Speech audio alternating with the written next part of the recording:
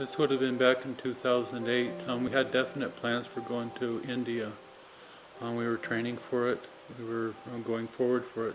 But the Lord made it very clear after a fashion that India was not the place, but Thailand was. We'd received an invitation to Thailand, and we prayed about it, and the doors started opening up incredibly. The first, 2 weeks, 3 weeks, we had not a clue. We were looking at different places, and the Lord, in His blessings, guided us to here on the border to work with this school specifically, but with the community as well. We would never have dreamed that one day we would sit here and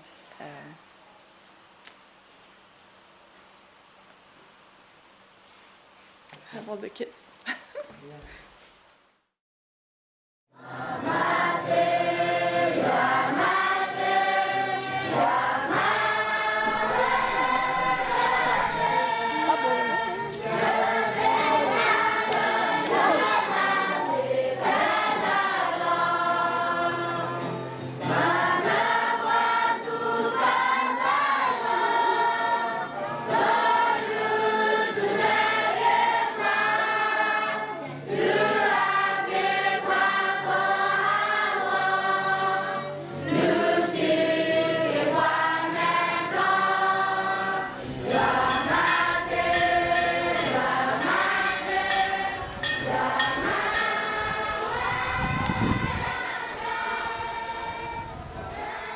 At 6 o'clock we have worship where all the students and teachers can come, and we have time together where we sing, and one of the teachers or students will share a devotional thought for the day.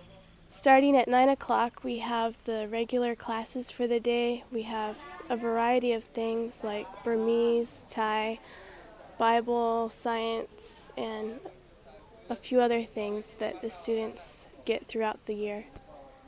Next, we have vocational classes, which right now include things like sewing and a medical class. Then the students have lunch and go out for another work period in the afternoon where they work in the gardens, work on building projects, or anything else that we're working on at the time. And then they take their baths, do their laundry after that, and then they meet again for worship, evening worship at 6:15.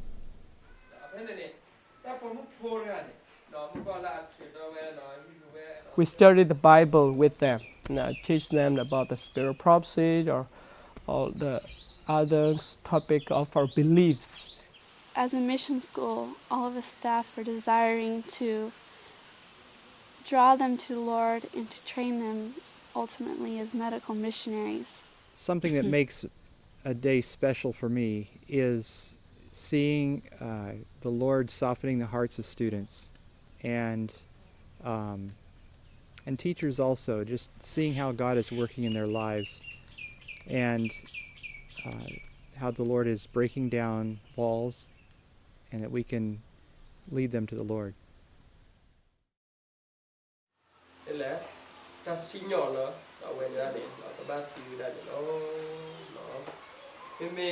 I came to Sunshine Orchard expecting to teach English, even though that wasn't what I was originally hoping to be able to do. When I actually started teaching, it was a much more difficult experience than I had imagined. I had never been in a classroom before, never been a student at a school. So to go into a classroom and not know how to teach, what to teach, and just how to act in a classroom was a very difficult experience at the beginning. I work as an assistant nurse. I also have 4 assistant medical workers underneath me. They're all students. And I am an English teacher for the 4 lower grades, which is a great experience. I really enjoy the medical work. I love it to the core. It's my thing. I've always wanted to be a medical missionary, and it just really bonds me a lot with the students. And I love showing them that not only do I care for their spiritual needs, but I care for their physical needs. I want them to have the best comfort that they can have, and I want them to have healing and I like to be able to train young people to do medical work as well. And I'm really enjoying teaching English now. I did not like it at all earlier. Last term was a struggle for me, but a growing experience, one that I'll forever be thankful for. And I'm loving it more than ever. It's great to be interacting with the students, and it helps me to learn to lean more upon God. I do nursing here, and primarily I treat the students, and we do occasionally get villagers that come in, and I treat them as well. And I also do help out with the children's home, and to give relief to the workers there. And I also help out with the students.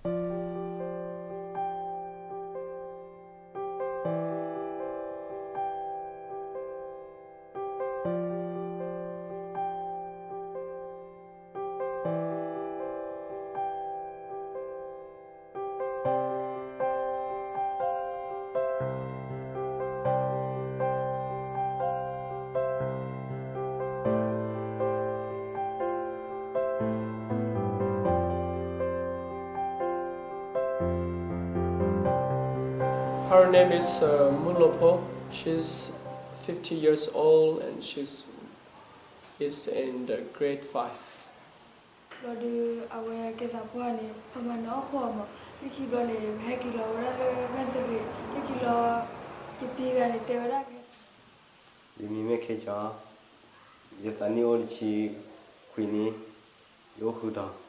He went to become a teacher after he's finished the school here. And I is 22.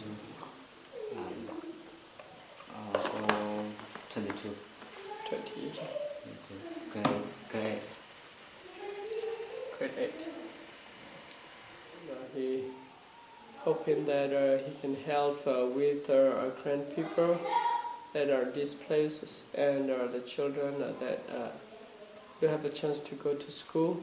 So he would like to meet with those parents and suggest them to send their children to school.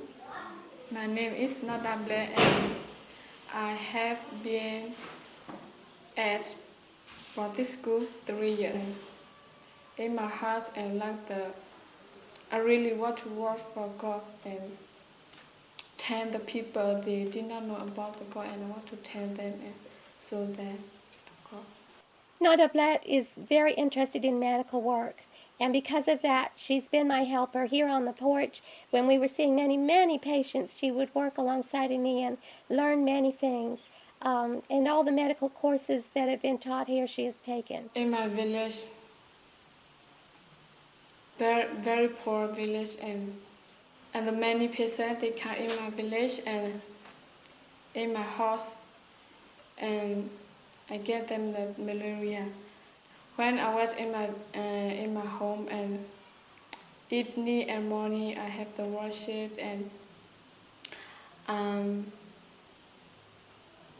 we sing song and attend that the Bible story, and the children they like it.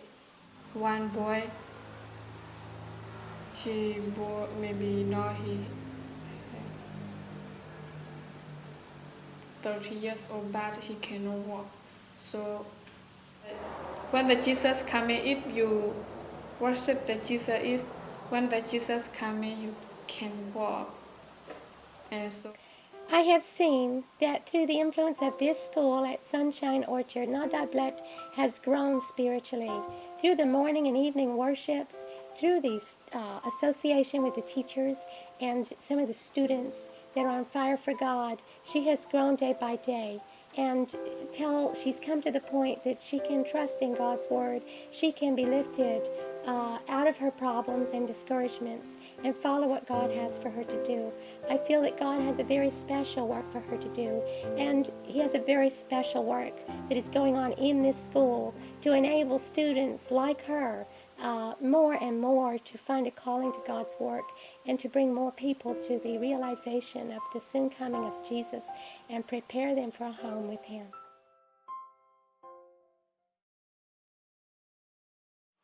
We never envisioned taking on so many little babies, infants, toddlers, and filling our home. But as a couple children or some children were brought to us one by one and the need was evident, we couldn't say no.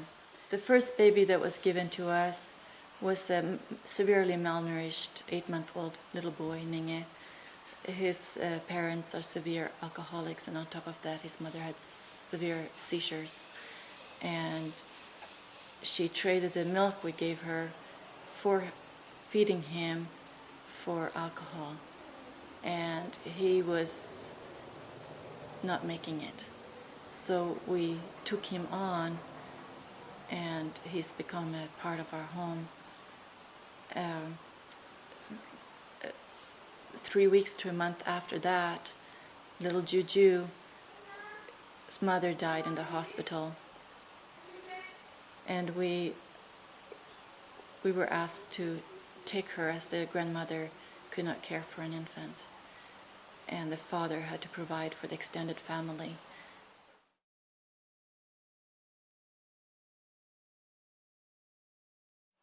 It's been very exciting to see how God has opened up the doors for the purchasing of the 100 acres. I think we find ourselves struggling with our faith because we have nothing.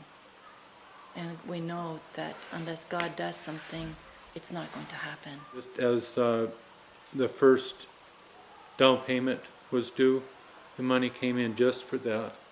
And as the subsequent payments were due for about a year, when it was time to make that payment, the money came in. It's incredible to see the Lord work. Really faith building. One of the purposes that we see using the 100 acres for is to have vocational training for our students, offering them sewing, weaving, auto mechanics, agriculture, carpentry, building, evangelism, medical missionary training programs. There's a huge building on it that we're wanting to use for vocational. It's approximately 50 feet by 150 feet. It needs some remodeling, serious remodeling done to it to make it truly usable. There is a lot we would like to do here at the school. Right now we are pretty much like a grade school with some vocational training. And this is the first year that we've had an 8th grade class. And many of our 8th grade students have talked to us, we really want 9th grade next year. And some have said, we are praying that we will have 9th grade next year. And this is something, in some ways, humanly speaking, it seems impossible. But many of us have come to trust in the Lord that all things are possible to Him. And so we are praying that if it is God's will, He will answer our students' prayers and that they will have 9th grade next year.